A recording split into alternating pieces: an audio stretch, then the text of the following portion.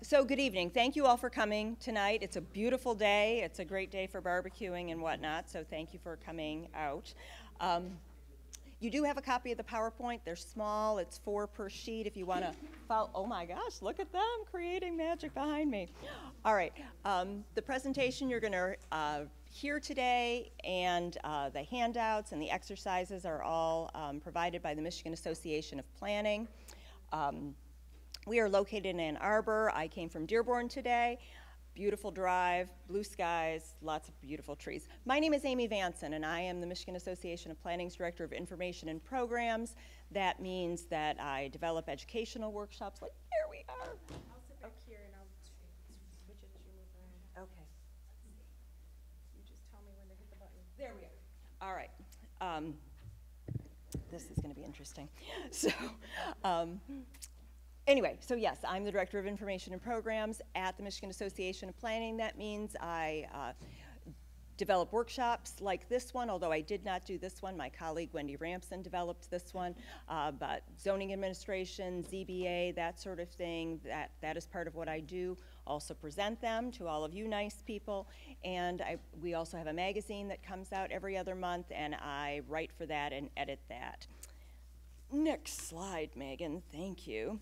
Before coming to the Michigan Association of Planning, I worked for the city of Berkeley for 18 years, doing some CIPs, not a lot. It was really quarterbacked by our finance department and DPW for the most part, but also did a lot of planning, zoning administration, some grant writings, mostly grant administration. Before we get started today, I do want to tell you a little bit about the Michigan Association of Planning.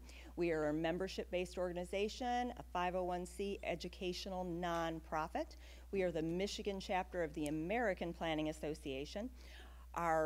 We were not called MAP in 1945, but our precursors were established in 1945. For years, we've been developing educational products, publications, and really advocating for land use decision makers such as yourselves for all of that time.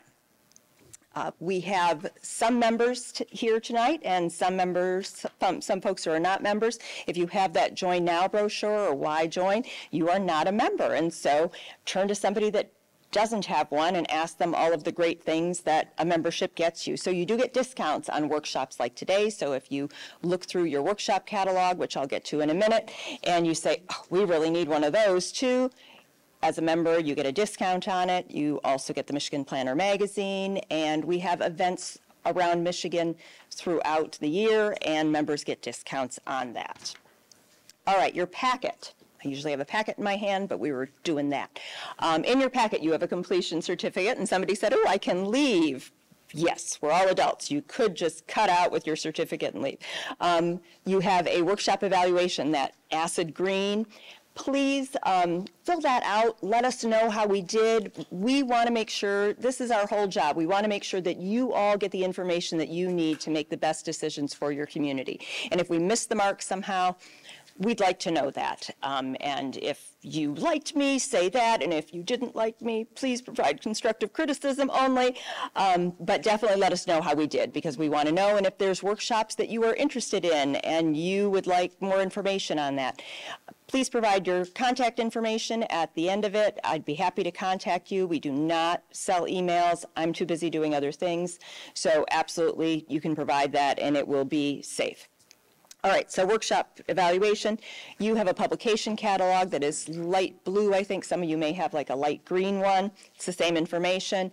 Those are all the publications that we have around our office that we can sell to you. You have the capital improvements workshop softbound booklet with you today as part of that. Most of our booklets are part of a workshop as well, but you do not need to take the workshop. If you just really want to nerd out on zoning administration and you don't want to take the 4-hour course, you can just buy the book. That is okay, along with all the rest of them. You've got a workshop catalog. That's the bright colored one that sort of is tabloid if you unfold it. That at the time of printing was absolutely up to date. Our website has more workshops on it because we are adding them. We try to add a couple a year to make sure that you guys, again, are getting the information that you need. You have a copy of the PowerPoint, like we were just talking about. And you've got the reference book that I mentioned. Go up. Yep, sorry. Wait, hold on, honey. Going, yep. All right. Now we're going to get started. So today, I'm going to talk about the purpose of a CIP and how state requirements apply to your community. I'm going to focus on the relationship to the CIP and the master plan and how to build a successful CIP review committee. And I'm also going to touch on the related review of public project, the related topic of the review of public projects. And then at the end, we're going to, that's like me talking for 45 minutes. At the end, there'll be a bathroom break. Come on back, and then we're going to complete a fun hands-on exercise. I swear it's fun. It's kind of like the game of Clue, but instead of a murder in a mansion, it's going to be a CIP review committee, and you can sort of, as much as fun as you want to. There's different roles, and you can really conjure up, and it's maybe cathartic. You're a natural thespian, or you're whatever. You can have fun, as much fun with it as you'd like. So there's different roles in that project. So I know we've got different folks here today. So when I saw coming in, this is jointly owned with a couple of townships in the village. So who here is from the village of Romeo? Most everybody. All right, village of New Haven? All right. Who's elected? Okay, who's on the planning commission? All right. Tree board. Tree board, thank you. Who did I miss? Downtown Development Authority? All right. I heard Cemetery Commission, Sandra? Supervisors, police, wastewater, DPW. Oh, we've got staff. Are you guys the staff? Staff, all right, cool. All right, so this is going to be fun. All right.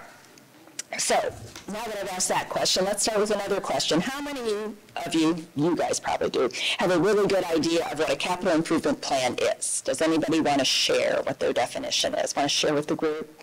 It's a safe place. All right, we're being shy, we're going to move this along. So CIP is an acronym for a capital improvement program or plan. It's exactly the same thing. Some people say plan, some say program. It's the same. It's like the ZBA and the BZA. It's the same thing.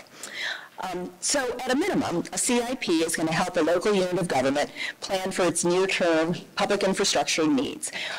The CIP process involves identifying those needs, and then figuring out what resources of funding you have available, and then scheduling that all out over a period of time. But if you look at it a little more broadly, it's really more than just an exercise in fiscal responsibility. It's an important tool for implementing your community vision or your master plan, right? And this is what the government finance officers say about CIPs and master plans. And again, your community's vision for the future should be articulated in the master plan.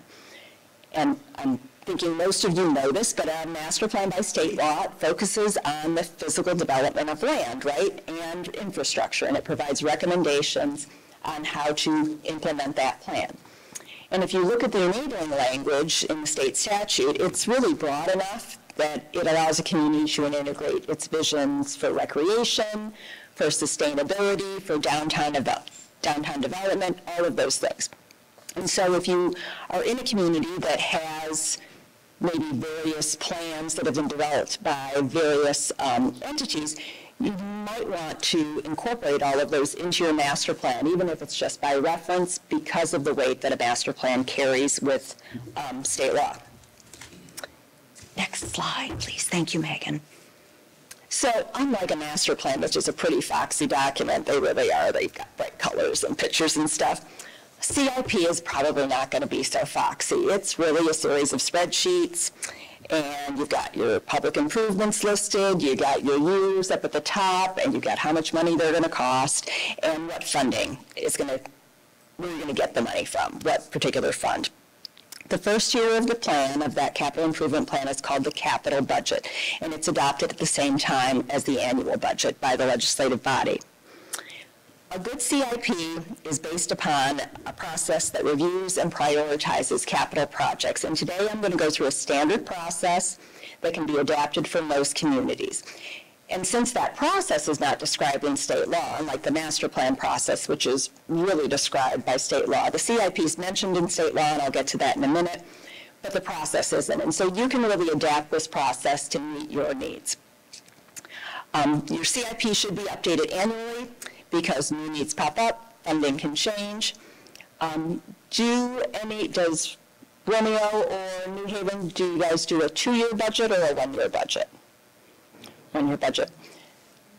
So sometimes, you know, some communities, if your finance director tomorrow says, I'm going to start doing 2-year budgets, in reality, you do a comprehensive 2-year budget, and then you still have to do an update the next year. You can do the same thing with a CIP. So if that happens, you would do a comprehensive CIP when you're doing that big budget, and then the next year you just do a simple update. Some of you may remember the 21st Century Infrastructure Commission, and this was something that Governor Snyder commissioned, and they did a lot of good work really looking at what needs to be done in Michigan to bring infrastructure up to 21st century standards. Part of that was, part of the recommendations were, was developing a statewide council or something that is really a clearinghouse or a database of all of the infrastructure in Michigan, because really what Romeo's got or what Ann Arbor has or whatever, there's no place where you can go to one spot and see what the existing conditions are for infrastructure. And so as part of that, the Michigan Infrastructure Council, which you can Google, was created. And they are trying to really get a database and do a lot of resources and schooling in this area as well. And they're called the Michigan Infrastructure Council, and we've worked with them a bit. And what we have found is what planning calls a capital improvement, the Michigan Infrastructure Council calls an asset. And so I say that because the last bullet on this says it builds on an asset management plan. And so when we were talking with the folks at the Michigan Infrastructure Council, we said, well, you're calling it asset management, but what we call asset management is an engineering evaluation. It's all trying to just get a handle on infrastructure, bottom line. So you don't want to wordsmith it too much, but for my presentation today, I want to say that an asset management plan is an engineering evaluation, usually with water or sewer, and it really looks at how to provide a desired level of service in a cost-effective way and reduce your risk of infrastructure failing. A CIP is going to look at that broader, right? So you might know, okay, this is what the asset management plan says about our water and sewer system, and we know what that's going to cost, but meanwhile, what do we do about the buildings? What do we do about our parks? What do we do about all of these other things? So again, if you have an asset management plan, that's great. That's going to be just for that one system, but you're going to want to look more broadly at all of the stuff that you have in your community. All right, here is a working definition of what constitutes a capital improvement. And since I'm with the Michigan Association of Planning, I'm going to focus on the planning use of the term. In some cases, the accounting definition may be different. So it's a change to a physical facility or capital asset. It's publicly owned infrastructure or equipment. They are projects that meet a certain cost threshold, but that cost threshold can vary from community to community. And they are projects that are supposed to last a long time. And this is where you get into how you sort your spice jar. So some communities only include items that can be depreciated. Others take a broader view of what constitutes a capital improvement. Where I worked in Berkeley, we had a finance director that, for whatever reason, he liked to keep his equipment in one spot and his improvements in another. As long as you're sort of keeping track of all of your assets, it doesn't really matter. You just kind of want to know what you've got. And if you want to sort the spice jar alphabetically or by color, it doesn't matter. You just want to keep track of all of it. All right. Here is, and look at capital project versus maintenance, here is some guidance from the Internal Revenue Service about what constitutes a capital project as compared to maintenance. And today I'm not really going to get into a whole lot of that, because in reality, when you start looking at funding and budgeting, you're going to be looking at all kinds of costs, right? You're looking at not only how much is it going to cost to buy that land and create that park, but you also have to look at how much is it going to cost to mow, and how much is it going to cost to fix the playground equipment when it ultimately fails, because things do, and how much is gas costing for the lawnmowers and all of that. So you're really looking at all of those costs. But what I want to emphasize today is that by taking a close look at your infrastructure needs, and again, thinking about the life cycle costs of those assets, you're going to be helping to keep your operation costs in check and your maintenance costs in check, not just for you, but for your successors, right? Because we're not all here for forever, and we want to hand something better than what we got, right? That is, I think, why we are all in this business. So here are some examples of typical CIP projects. And I'm going to walk over this way, and I'm going to stop talking so he doesn't yell at me.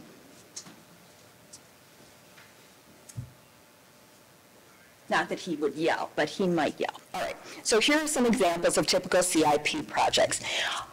Now I know villages and townships, they're sort of layered, right? Do you have any facilities that you own that somebody else operates? This facility that we're kind of in. It's shared, right? Parks and Rec.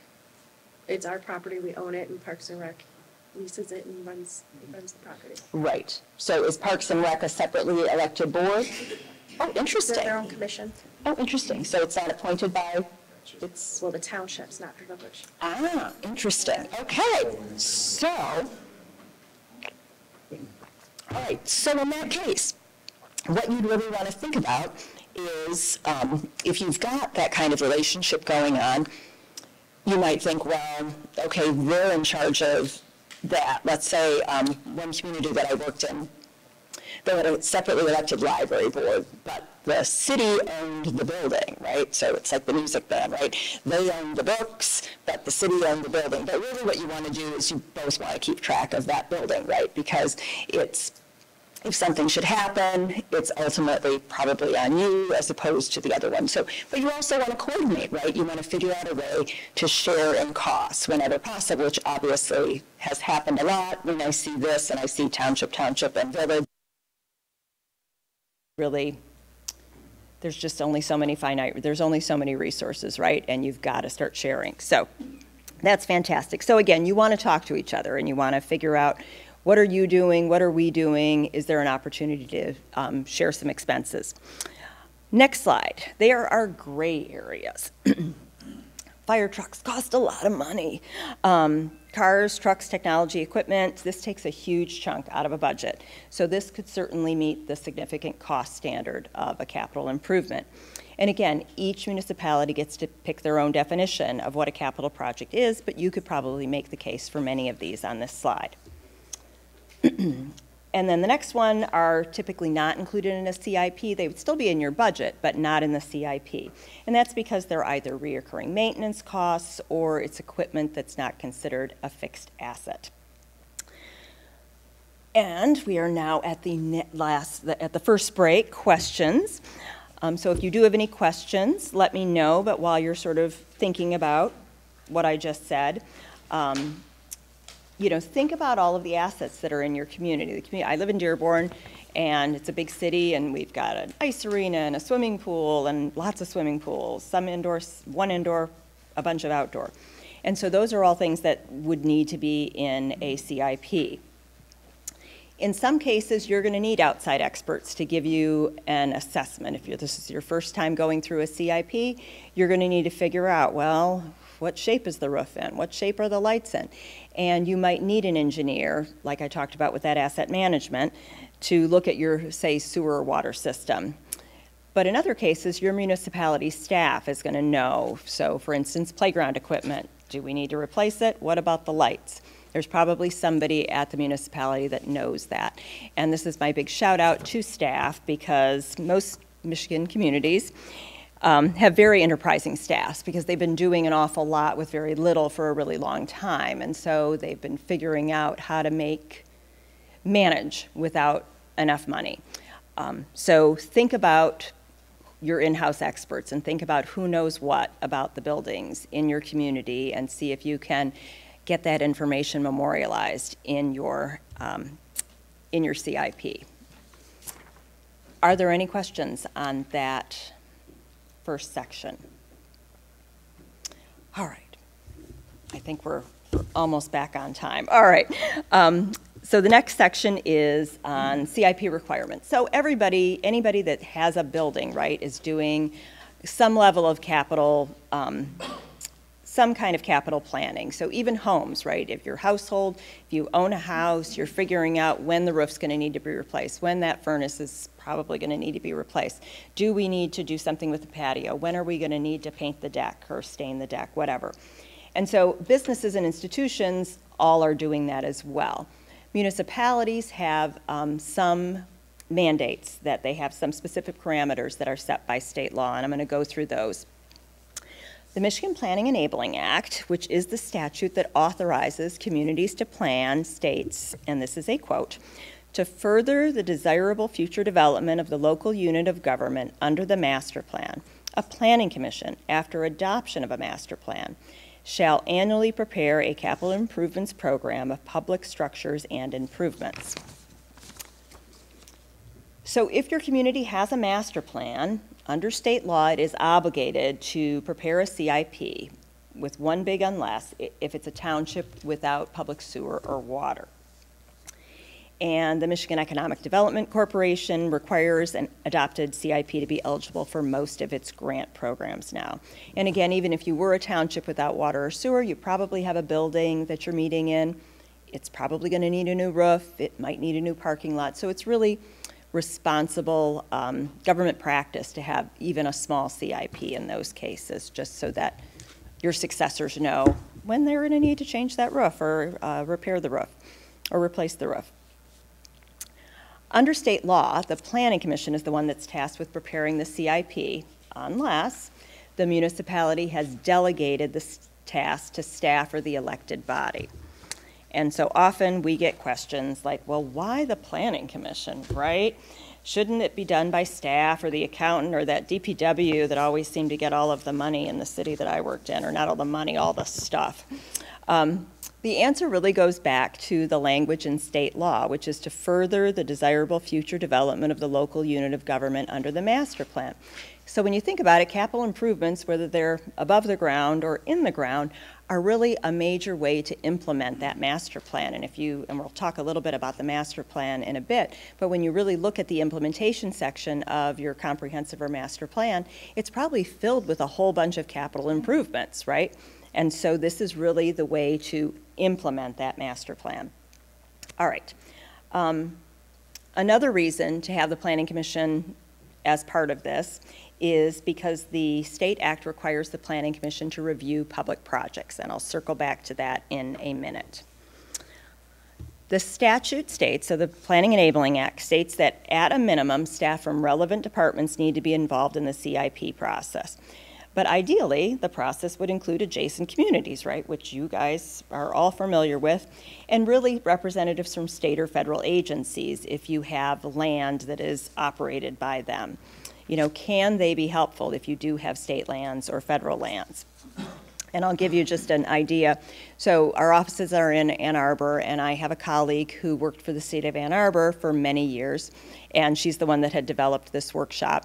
And there's a university in Ann Arbor, and the city of Ann Arbor would always invite the university to their CIP review committee to participate because, you know, it's helpful to know what that university is going to be doing, right, when the city's trying to do its own thing.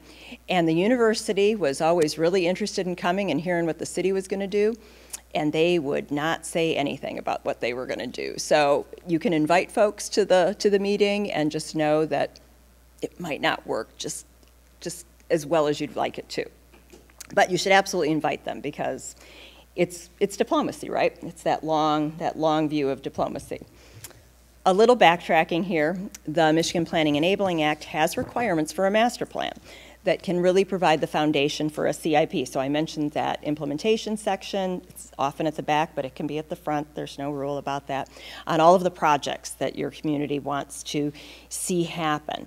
There's probably also a chapter on public facilities and also on infrastructure, sort of when are you going to extend sewer water, when are we going to widen roads, that sort of thing. And so those are really great foundations for a new CIP, is just taking that and seeing what is it that we want to do? And then you're also going to do your asset management plan and your inventory to figure out what it is that you have. All right, getting back to the public project review that I mentioned, we have found that many communities are not aware that the Michigan Planning Enabling Act requires the Planning Commission to review and approve public infrastructure projects. And this isn't the new fire truck. This is new parks, new structures, new utilities, maybe a road widening, that sort of thing. And here is the process. Again, is this something that your community is doing? And I'll give you a, for instance, again, of how it's good to do it. It might not always work out the way you want it to. So I just gave you the Ann Arbor example with the University of Michigan. I'll give you an example from where I worked. We had a complete streets resolution. Never did an ordinance because somehow I knew, I was like, we're going to end up breaking our own law. I just know this. So we had a resolution that said that, and for the most part, there were sidewalks everywhere, but not everywhere. Most places there were. But we did have this resolution that said, whenever we're going to resurface a street, if there isn't sidewalk, you know, if it doesn't have sidewalks along it, that needs to be part of the project.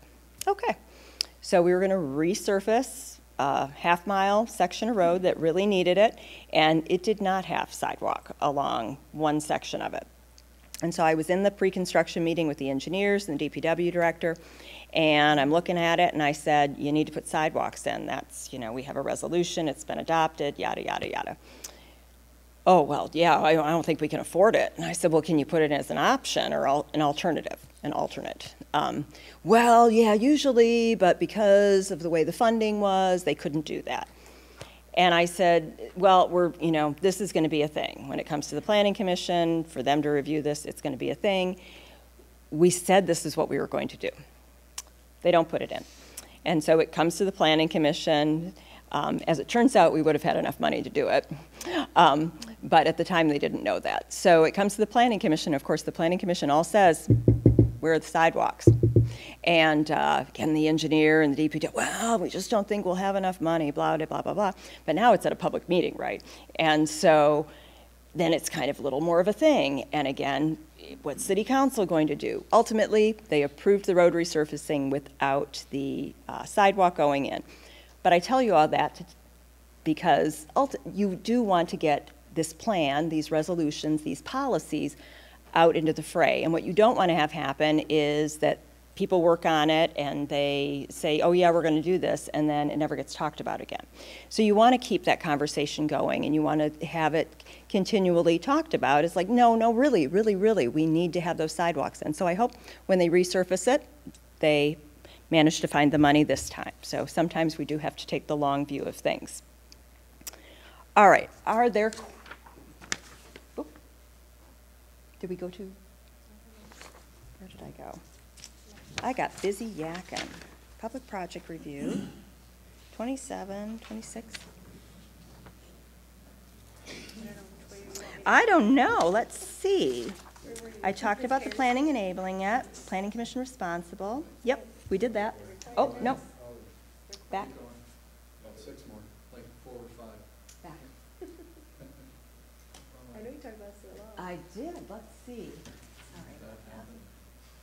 I was trying to follow along. You were, and I'm terrible about Yep, 2. questions. We're here all week, folks. Any questions on that? All right. One more. Next section. All right, next I'm going to walk you through the steps for preparing a CIP. And again, having a CIP is considered a best practice for the RRC, the MEDC's Redevelopment Ready Communities program. Shout out to RRC, fabulous website. If you haven't checked it out, they've got a lot of really great resources. All right, next slide, thank you. I will try to be better about that, Megan, sorry. You've got a really tiny one. I'll give you a larger one of this flow chart. So that's part of your handouts that you'll get during the break. This flow chart shows a typical CIP process. You can adapt it to meet your needs. And again, once I talk at you and then once you do it, because remember, got the game, the fun hands-on exercise coming up, you're gonna have a better idea of how it would work in your community. Next slide, please. So here are the steps not flowcharted, but in a list, and I've got it in 7 steps. Really, the process of developing and adopting a CIP is a way to highlight the issues that time and deferred maintenance is causing a community, and to bring a team together to prioritize those necessary fixes and adjustments. And the first step is define process, criteria, and roles. And let's dive into that. So the first step in this process is going to define you gotta identify who's gonna be in charge, right? Who's gonna be the champion and the chief herder of cats, right? Who is gonna be that person? Is it your manager or supervisor? Is it the planning commission chair? Is it that finance director?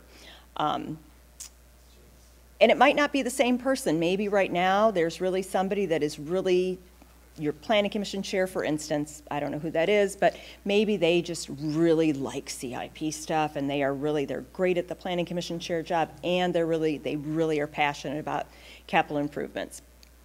But you know what? They're not always going to be the planning commission chair, and maybe the next person that comes in to be the chair, they're really great at doing all that other stuff, but they are just, the CIP is not their thing, right?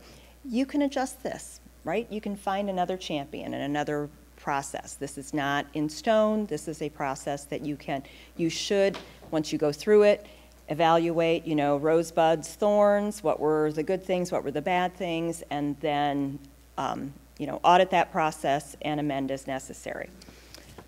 You're going to figure out next step, you're going to figure out what process you're going to use. And again, you'll have a better idea after walking through this and listening to me yak on what would work. Who's going to be part of this review team? A robust CIP is going to have an inclusive review team, and I'll get to that on the next slide.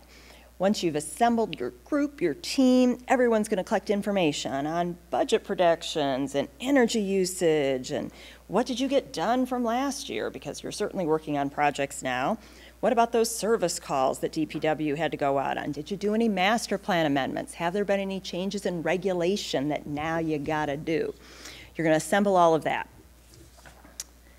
Next slide, please. So here are some potential, there we go.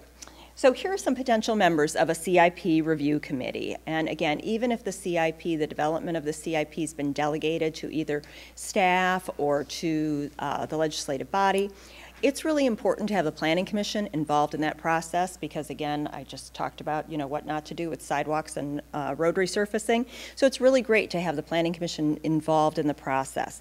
And one way of doing that, if you're not going to have all of them be assigned to do it, is to have a commissioner or two on the review team.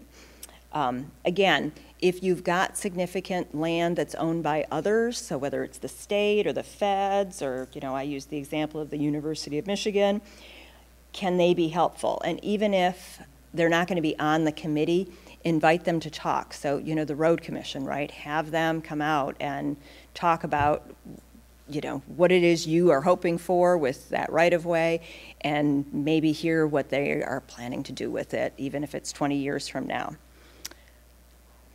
This is something that I did not realize until I came to the Michigan Association of Planning.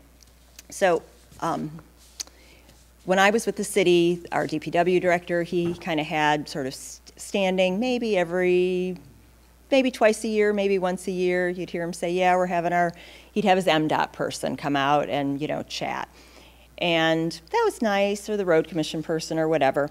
I did not appreciate at the time, so don't be me, that you really want to have those annual conversations to make sure that any of your needs and wants and what you are hoping to accomplish gets into their CIPs as well. And again, it might be in 20 years, but when they're going to resurface the road, but you really want to make sure that you are having those conversations. I will say this, whether it's SEMCOG or MDOT, if they're going to be doing work on a road, they really don't want to piss you off, right? They really don't, but they're not going to pick up the phone and say, so this master plan that you have online, is that up to date? Are you guys thinking of doing anything else? They're in their office, they got a lot to do. They're going to look at, oh, this is what the master plan says they want to do. Okay, yeah, we can do part of that, we'll do that. But if you're having conversations here about how that streetscape is so yesterday and you want to do something very different, I'm not saying to rush it and hurry up and adopt something, but definitely have conversations along the way and get it adopted and get it on your website as soon as you can, because they're not going to go, they're going to look at what's there as the thing, as what it is you want to do, not necessarily what you're talking about today. So you definitely want to have those conversations with SEMCOG and with your state agencies to make sure your CIP gets implemented into their plans as well.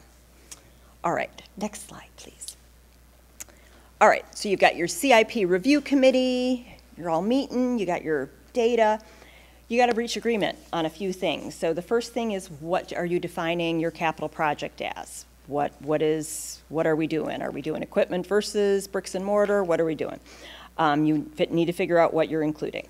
You need to set that monetary threshold. Typically, 20 to 50,000 is sort of the cutoff. Again, things that cost less money are still going to be in your budget, but they're just not going to be in the CIP. How far into the future do you want to look? 6 years is what the state statute says. That's the minimum, but you can go longer.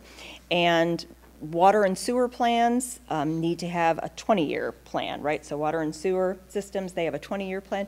Do you do 20 years? That's a lot of years. Do you do something in between? The most important thing you're going to do during this step as a CIP review team is you're going to figure out the criteria you're going to use to rank your projects. Next slide, please. The Michigan Association of Planning would encourage you to move away from priorities typically used in past CIPs, like urgent, important, desirable. Very subjective, and especially if you've got one department saying this is urgent, you're going to have another department saying, yeah, they don't need that. They don't need that. I need my stuff. So instead, come up with criteria that are important to you as a community. We would think projects mandated by state or federal law. Those are our high priority. Projects essential to public health and safety, right? We don't want people getting hurt. We don't want people getting sick. Also very important. The key role of the Planning Commission is to highlight the importance of implementing that master plan that you've spent a lot of time and energy on. Are there projects that would go toward implementing that?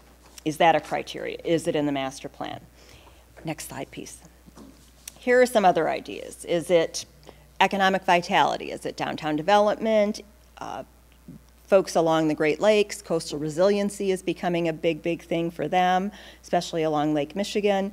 Is it reducing energy usage? Is it promoting sustainability? You guys get to decide this, but these are sort of big things, not just urgent, important, a list. These are big topics on, as a community, what are you going to need to move the community forward? And again, next slide, please.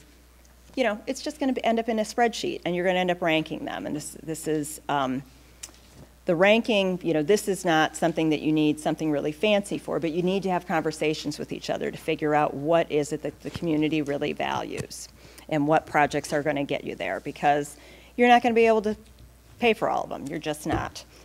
Next slide, please. Step 2, hold a kickoff meeting with the public.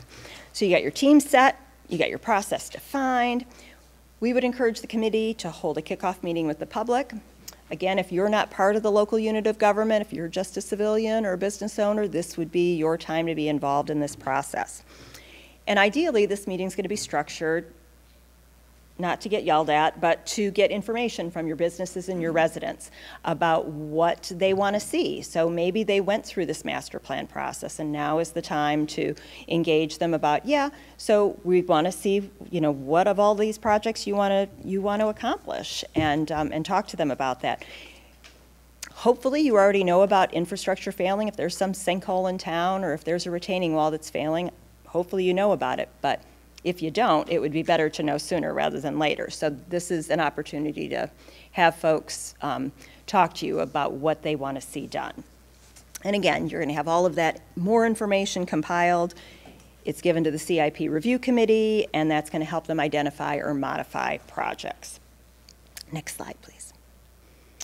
Here are some other reasons to involve a wide range of interests in the CIP. So it's going to allow the community to talk about what needs to be done and what's already being done. You know, I've been in this business for, when did that happen? 30 years. And I can't believe how expensive roads are. So I can imagine anybody outside who's not in the business, they don't know how expensive a road is. And so this is really an opportunity to talk to folks about, yeah, we have done all of this stuff, and you know, these are all the things that we still want to do. Maybe you're laying groundwork for a millage or a bond. Grant eligibility. Grants require that you have community input. You have this public kickoff meeting. We don't ever think you should just have a public meeting to check off a box, but you would be able to do that then. Even in small communities, people get siloed, right? They know what they know. They know about their own department, and they're working hard to fulfill the mission of that department. They're not necessarily paying attention to what other boards or other departments are doing. And so this is an opportunity to really break down those silos and see big picture kind of stuff. Here's an idea. We had at 2 separate meetings, again, in the before time, the Belle Epoque time of 2018 and 2019, Rogers City and Boyne City, separately, because they don't touch, they each have regular monthly meetings between like their city officials, school officials, Chamber of Commerce, and neighboring and underlying agencies, really to keep communication open. And I got the idea, it was like Tuesday morning at 10 o'clock at some restaurant, or maybe they had it at a meeting, and it was really a way of just kind of checking in with everybody and saying, yeah, you know, we've got this project coming online, we're going to be repaving this road, yep, we're going to be doing this, we've got a school thing going on, and really a way to talk about what projects you have going on, like, you know, if you've got a couple jurisdictions and all the roads are going to be closed in town, that's bad. You kind of want to talk about that ahead of time. If, you know, there's going to be a parking lot that everybody thought they were going to be able to use, but it's going to be being resurfaced during that time, that's good to know ahead of time. It's also a really great opportunity. You have ambassadors then. So if a project is maybe not going quite as well as everybody would like it to, because that happens, and everyone's on top of it, and you got your punch list, but you know, Facebook, right, the talking goes on. And this is really an opportunity for you to talk to, you've got ambassadors, right? You've got your Chamber of Commerce and your school officials and whatnot. And you can tell them, yeah, you know, we're on top of it. They're doing this and this and this, and no, we have not paid them yet. And so then you've got folks that can go back to their people and say, they're on top of it. They're doing this and this and this. So it's kind of a nice way to really keep information out there that is relevant and truthful. And you also get to coordinate with other folks about upcoming projects. So we thought that was a really great idea. Next slide, please. All right, you're going to identify projects. Next slide again. So I've talked about with a brand new plan, you've got a lot of information to collect, right, about the existing conditions in your building, what assets you own, what maybe you use but you don't own, that sort of thing. And you've got a lot to assemble. And then you're going to have everything that you're going to put down in your, from your master plan and your other projects going forward. The first year is the toughest year, right, because that's a whole lot, but your first year's 2 becomes next year's 1, right? And so then there's not as much work. You're just building forward year by year at that point.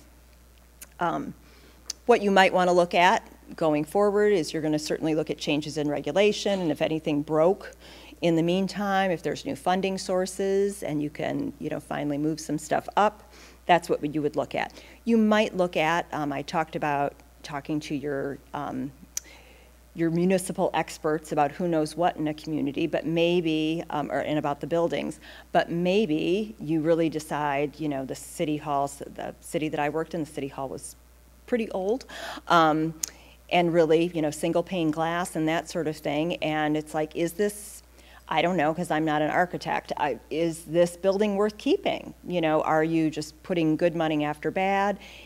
Can it be saved? Has it just sort of lived its life because it wasn't really built great to begin with? Those are questions that an architect could give you information on. And so maybe that's something that you do moving forward. So there's always stuff to do. Your departments are going to communicate what it is that they want. You have an example of the application in your book. It's a robust application. Having been a department head and filled these out, it's a lot of information. So again, you have an example of one of those. If it seems overkill, then figure out what it is after, you do this the first time, figure out what is, what's a good fit, right? Because certainly you don't want to just have, a dollar amount and a single sentence on describing a project, because then you don't really know, is this project necessary or not? Or how do we rank it according to those priorities that we that we had established in the first step. So you've got your application. All right. All of the departments have submitted the projects that they think are a priority. And now you're on to step 4, which is evaluate and score the projects. So this is where you're going to use those criteria that you selected in the first. Next slide. Oh, yep, you are. Thank you. Thank you very much. So this is where you're going to take those criteria that you established in step 1, and you're going to grade the projects that have come in based upon those 3 to 5 criteria that you've picked. This is going to be time consuming, right? Because you're going to have an application to read and you've got it, and they're probably all good projects. So, but how are they going to rank according to the criteria that you established? And again, this is rather than having the proposing department decide whether it's urgent, important, or desirable, this is the review team deciding what is going to implement those criteria that you established in step 1. Each team member is going to rank the projects. You're going to total everything up and then see what came out on, what's really like the, how did they all rank when everybody got together? And then you're going to meet and you're going to adjust as necessary, right? You're going to have some discussions. So now you've got a list of what you want to do. You know what you want to do. Next slide. Oh, yep, you are right there. Thank you, Megan. So step 5 is prioritizing the projects within that list. And this is when you look at the money that you've got available to you. So you look at you match the projects with the available funds and you assess whether you have the capacity to complete the projects. Funding sources may be limited, right? The DDA money can only be spent in the DDA, and you might have a millage that's only for parks and recreation, so you might have to allocate or adjust according to the funding pots. But this is when you're going to look at what can we afford.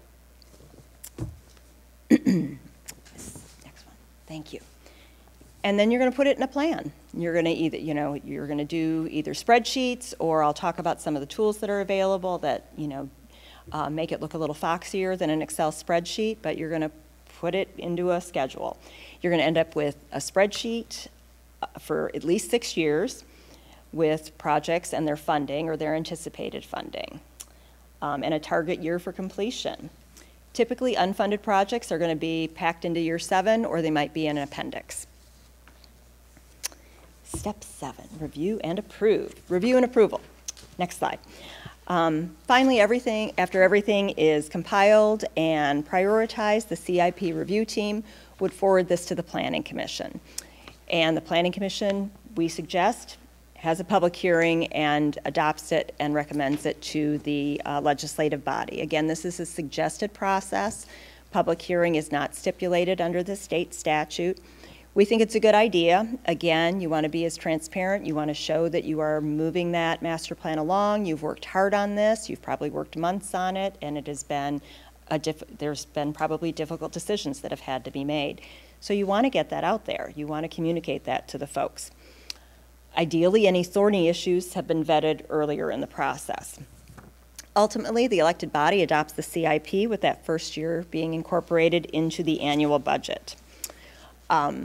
Another idea that we heard from a community, and I do not remember the name of the community, apologies, but he was it was the city manager that was at one of these workshops, and he was really concerned about the timing of all of this, and I don't remember why now, because it's been years. But he, in order to address that timing issue, he had the CIP review and approval as part of, they always had an annual joint meeting between the Planning Commission and his city council, the legislative body, And so the CIP review and approval was held when they were all meeting together anyway. So that might be something that you might want to think about as well. That was a big, long process that I just talked at you. Do you have any questions on it? Yes, sir. So on the, after you prioritize a project and funding the project, if you have a project that you know that has to be done within, the 6 years or 7 years, but you have no idea how it's going to be funded at that time, how are we putting that into the plan? So you know that you want to do it, but you don't know the funding for it? So it ranked very high, is what you're saying. So when you didn't know how, you really wanted to do it. But when you looked at the money, you went, oh, we don't have the money at all for that. Or it's going to take us 7 years of savings to do it. Is that perhaps?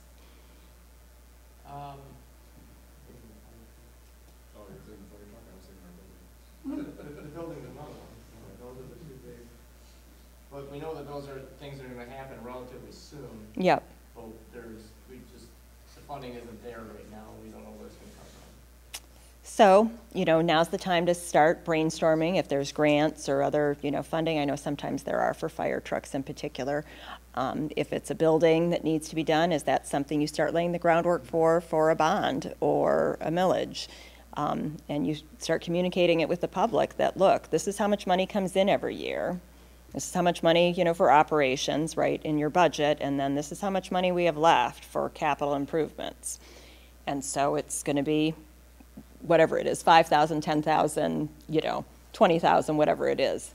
And it's going to take us this many years to save up, and that's if we do nothing. And that's, those are hard things, because, yeah, you do need a fire truck, right? It's tough. That's one of those where you gotta communicate with folks, and no one understands how expensive anything is. They just don't. And I'm sure it's just gotten so much worse now. I mean, I know it was like ridiculous. Again, can't believe how much streets cost, or fire trucks. So much. Any other questions? No. All right. So thank you. Next slide. Did you have a question? No. Okay. So before we move on to the break and the hands-on exercise, where you get to try out this process in your fictional community, I'm going to take a few minutes to go over funding and programs and tools that may help provide you with additional support. And you let me know of additional programs that have come online, if there's other ones. Next slide. So there are various tools and programs, and they're on this slide, that can make the job of data collection and analysis easier and make it look really pretty too, which is important to communicate to people. I don't want to just say it's, lipstick on a pig. It's important to communicate that. But I do want to emphasize that the process of involving those various stakeholders, that sausage making, and determining what a community values cannot be done with a computer program. The computer program is only as good as the data that you punch into it.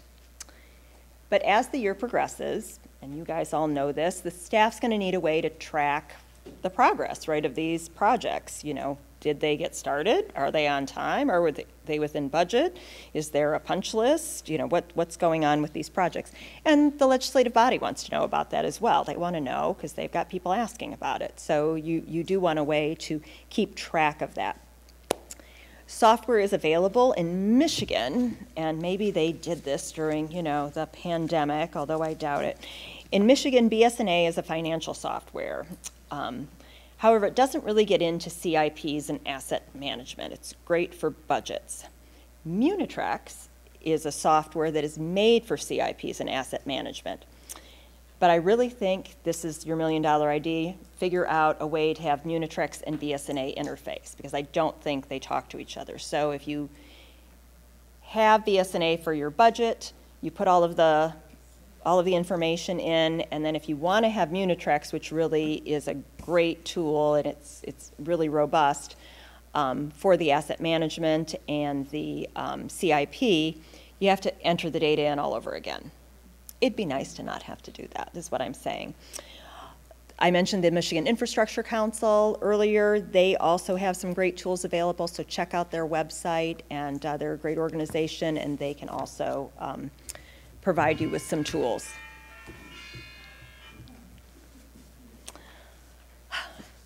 So I have focused on the planning and infrastructure aspects of the CIP because, you know, we're the Michigan Association of Planning. But I can't discount the importance of, obviously, fiscal information too. To create a realistic CIP, you're going to need assistance from your treasurer, your finance director, your accountants. To do revenue projections, you're going to want to talk to your engineers and staff about, you know, say your water and sewer. You're going to want to talk to other municipal staff about, like, how much is this going to cost to do this?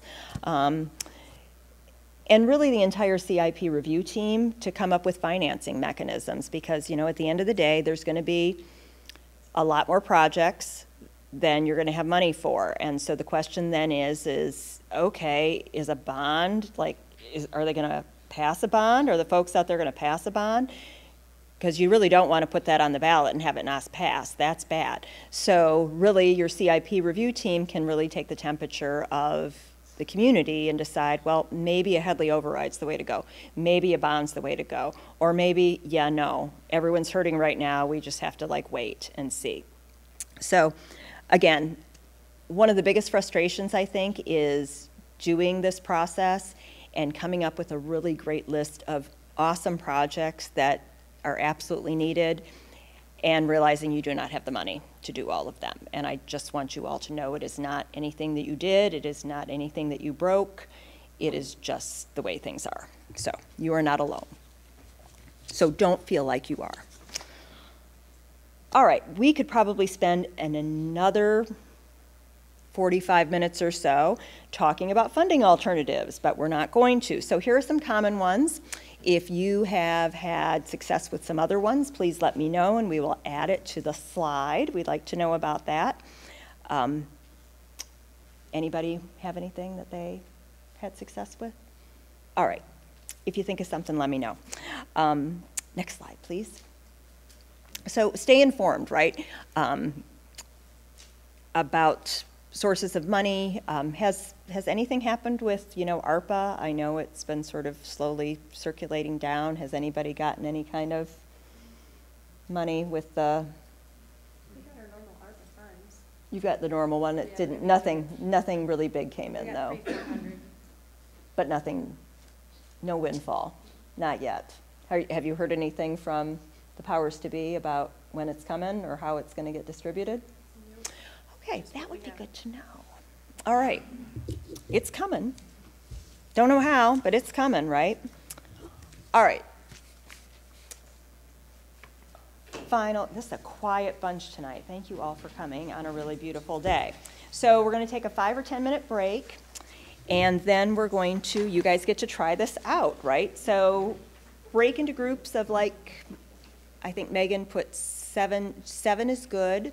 So we'd like to see groups of 6 to 8 for this exercise, because, you know, it's like the game of Clue. So you don't want to just, like, be by yourself, or if you only play 2 people with the game of Clue, I learned that, right? You know who did it, because you got to have 2. All right, so take a break. Move things. Say sit back down at 7:20, 10, 15 minutes. How about at 7:20 we come back? Sorry, shouting. 7:20 we come back, and I'll have passed out stuff.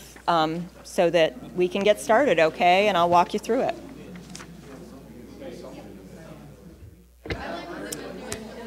Hi, everybody. It's 7:20.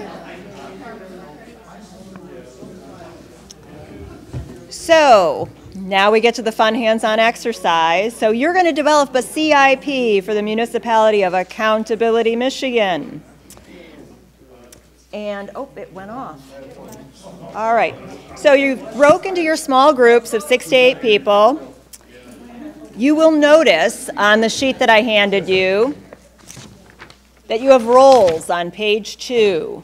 So imagine Colonel Muster and Mrs. Peacock and whatnot. I want to add fun names, but, you know, it's not a board game by Parker Brothers. It is, you know, adult learning. So we don't have fun names for everybody. So you're going to look at the roles.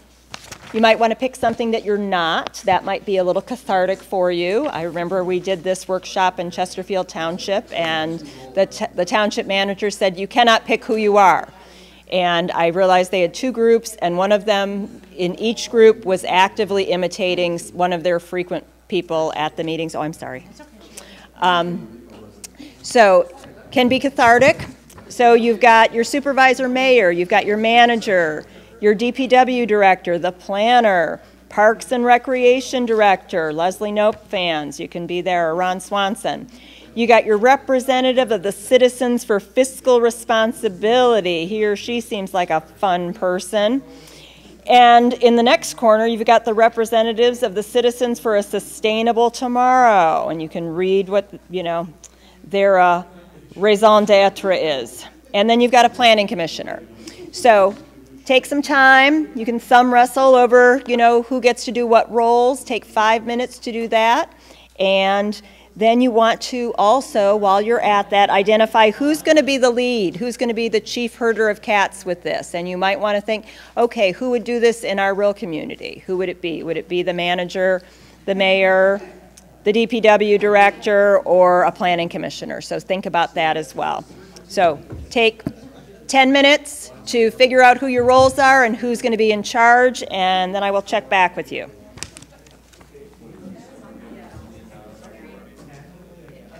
How's everybody doing? Have you figured out your alter ego for the next half hour? Good? Everybody good? Everybody good? Okay, next step. I handed you all a spreadsheet that has a list of projects. And you'll notice at the top that there are, you know, those touchy-feely things that I talked about. Not that health and safety is touchy-feely, but it's not important, urgent, or whatever.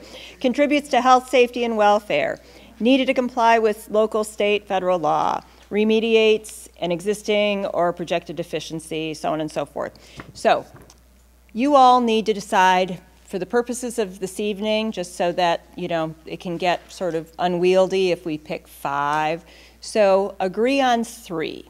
3 of those top categories that are going to be important to you that you're going to grade these projects on. And just put a line through the ones that you don't want. You'll see that there's an other, so if you really feel passionate and you want to go a little bit rogue and all agree on an other category, that is fine as well. So pick 3. All right, everybody, once you figure out what your priorities are, right, what your list of wants are and needs, once you figure that out, and I'll come back around, let me know, because then I've got another spreadsheet that actually shows how much everything costs. So this is, first you're just working on what you want. So I know everybody is really diligently working right now. If the PowerPoint was still on, it would say the last 10 minutes are for reporting out to everybody. So give yourself about 7-8 more minutes to do what you can, and then let's share with what our impressions were, okay? So how are y'all doing? Are you ready to report out to the group on your impressions? Okay.